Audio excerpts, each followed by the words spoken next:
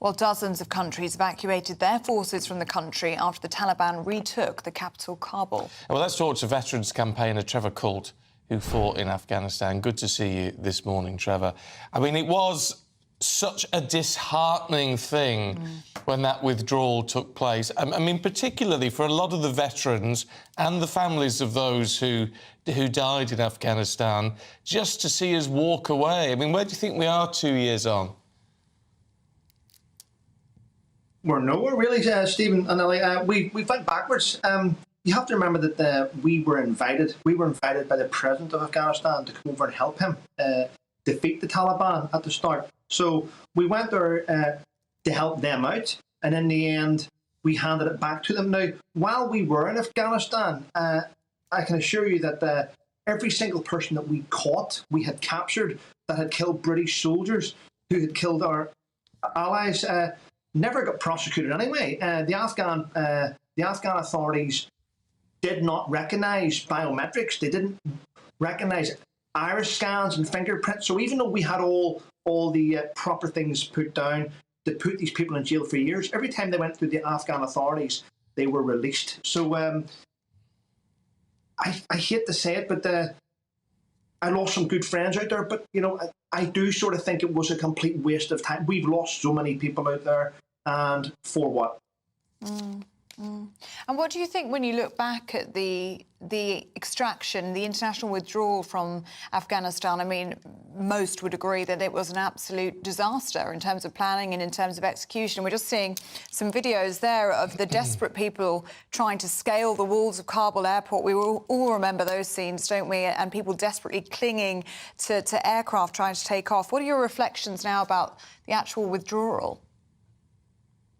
Well, let's be honest, was it 13 or 14 US Marines were killed during the extraction? And that was all down to the President of the United States, who actually had did an underhand deal with the Taliban and didn't actually tell any of his allies. And we're meant to be his best ally. Oh, the UK, you know, we're like that. No, it was a complete cluster. I won't use the other word, but he destroyed it. I've never known in my whole time for a country to keep a secret and not tell its friends and allies, we're about to leave, don't tell the British. Do you know what I mean? It was a disgrace. And if I'm honest, I said this to your producer yesterday, I don't understand why the UK works so closely with the US. I mean, I'm going to be honest, we have great intelligence, we have great soldiers, we have great abilities, we don't need them, and it's about time we stood on our own 2 feet and we said, to hell with the US after the way it's treated us. I mean, I guess the problem is when you look at something like Afghanistan, that it's about the numbers, isn't it? And we aren't strong enough, are we, as an armed forces? Now, we know the armed forces numbers are so down at the moment, and resources and financial backing is low. I mean, it really needs to be lifted. We are in a position where we just can't operate on our own, can we? Stephen, that's a great point, but we would be able to operate on our own if our peers in the House of Lords and our politicians would let us. Over the last 2 or 3 years, we have seen our politicians deliberately dwindle away our armed forces in order to keep us in this new fancy European Union type military defence. So we are deliberately dwindling away our armed forces. We are cutting away regiments still. I mean, thousands of regiments being cut away, being amalgamated. Our own politicians are ruining our country.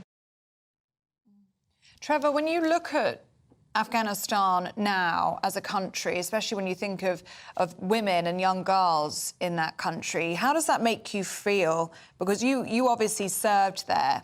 Do you feel as though in that time you made a difference? Or do you feel as though that was all a waste looking back?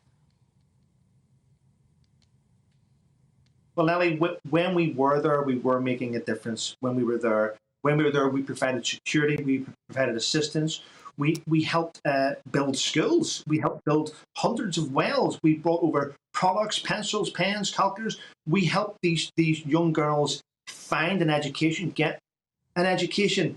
And the minute President Biden pulled out, the Taliban took over, and all these things that women and young girls were aspiring to be got cancelled. So, and I find it quite strange, actually, that in today's woke culture, where feminists are jumping all over the back of every man that wants to speak out, there's no feminists jumping out at the minute and saying about these young girls.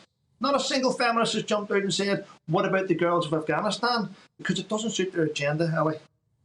No, well, it's all very troubling, isn't it? The final point, as you know as well as I do, 454 people, British people, lost their lives from 2001 onwards in Afghanistan.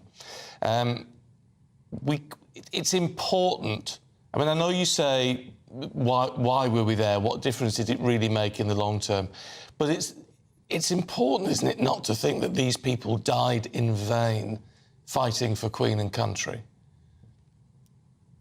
Stephen, it's very hard not to think like that, though, when you look.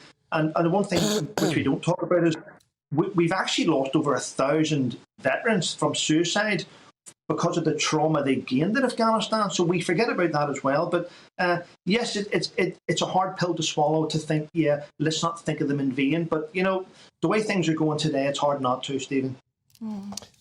OK, Trevor, really good to see you this morning. Thank you very much indeed.